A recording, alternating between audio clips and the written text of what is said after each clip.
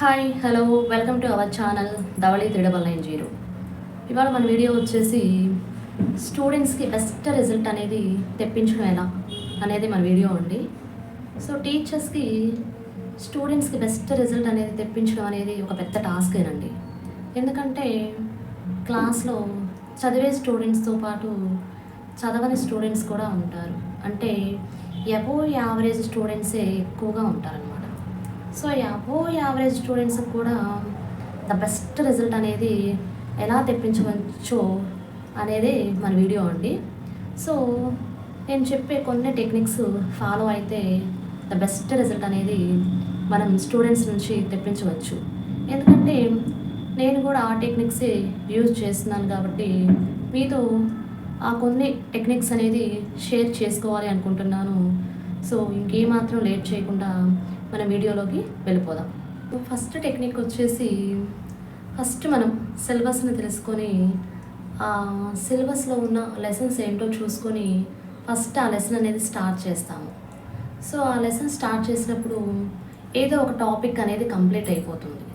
So ఆ topic complete అయిపోయినప్పుడు అదే టాపిక్కి సంబంధించి ఒక క్వశ్చన్ అలానే దానికి సంబంధించిన 10 బిట్స్ని హోంవర్క్గా ఇవ్వాలి.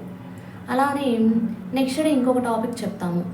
అలానే సేమ్ అదే టాపిక్కి సంబంధించి ఒక క్వశ్చన్ అలానే అదే టాపిక్కి సంబంధించి 10 బిట్స్ అనేది ఇవ్వాలి.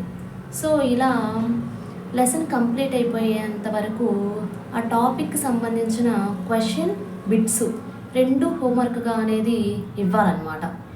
సో అదేవిధంగా లెసన్ చెప్తూనే కనీసం 2 డేస్కి ఒక్కసారి లెసన్ స్టార్ట్ చేసే ముందు ఒక్క 10 మినిట్స్ అనేది ప్రీవియస్గా అంటే ప్రీవియస్ క్లాస్లో ఏం చెప్పాము ఏం హోంవర్క్ ఇచ్చాము అన్నది వాళ్ళని ఒక్క 10 మినిట్స్ అనేది చదివించి వెంటనే క్వశ్చన్స్ అనేది అడగాలి. అలానే బిట్స్ కూడా అడగాలి. సో దానివల్ల ఏమొస్తుందంటే ప్రాపర్ రెగ్యులర్ రీడింగ్ అనేది వాళ్ళు అలవాటు పడిపోతారనమాట. సో ఈ ప్రాసెస్ అనేది డైలీ చేస్తూ ఉంటే ఫస్ట్ లెసన్ అనేది ఒక్కసారి రివిజన్ అనేది కంప్లీట్ అయిపోతుంది అనమాట. సో ఇది ఒక టెక్నిక్ అనమాట. టెక్నిక్ వచ్చేసి ఫస్ట్ ఒకసారి రివిజన్ అనేది కంప్లీట్ అయిపోయింది. నెక్స్ట్ లెసన్ మొత్తం కంప్లీట్ అయిపోయిన తర్వాత అంటే చెప్పడం అయిపోయిన తర్వాత ఫస్ట్ మనం వెరీ షార్ట్ ఆన్సర్స్ క్వశ్చన్స్ మీద ఒక ఎస్టీ అనేది కండక్ట్ చేయాలి. తర్వాత 2 డేస్ గ్యాప్ ఇచ్చి షార్ట్ ఆన్సర్స్ క్వశ్చన్స్ ఉంటాయి దాని మీద ఒక ఎస్టీ అనేది కండక్ట్ చేయాలి. అలానే ఇంకొక 4 డేస్ గ్యాప్ ఇచ్చి లాంగ్ ఆన్సర్స్ క్వశ్చన్స్ మీద ఒక ఎస్టీ అనేది కండక్ట్ చేయాలన్నమాట.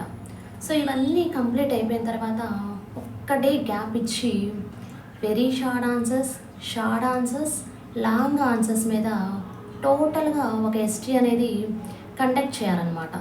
సో ఇవన్నీ కంప్లీట్ అయిపోయిన తర్వాత ఒక్క డే గ్యాప్ ఇచ్చి బిట్స్ అన్నీ క్లాస్లోనే చదివించి ఆ బిట్స్ అన్నీ అడగాలన్నమాట.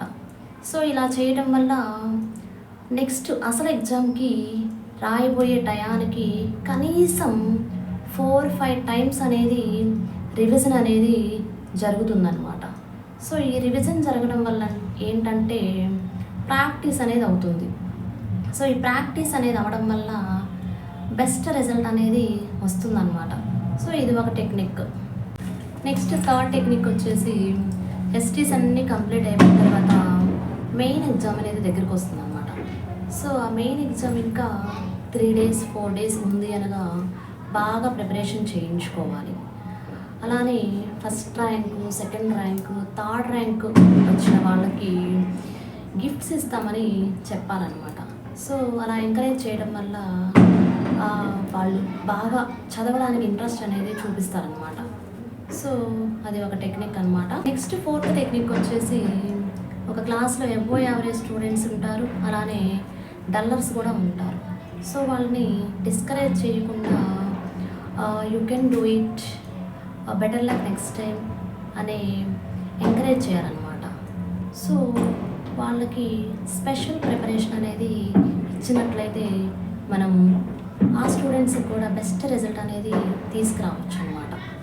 సో ఇది ఒక టెక్నిక్. ఫిఫ్త్ టెక్నిక్ వచ్చేసి ఆ సబ్జెక్టుకి సంబంధించిన యాక్టివిటీస్ అనేది కండక్ట్ చేయడం వల్ల సబ్జెక్ట్ మీద ఆటోమేటిక్గా ఇంట్రెస్ట్ పెరిగి ఆ లెసన్ చెప్పేటప్పుడు బాగా విని ఎస్టీస్ అనేవి బాగా చదివి అసలు ఎగ్జామ్ అనేది బాగా రాస్తారనమాట.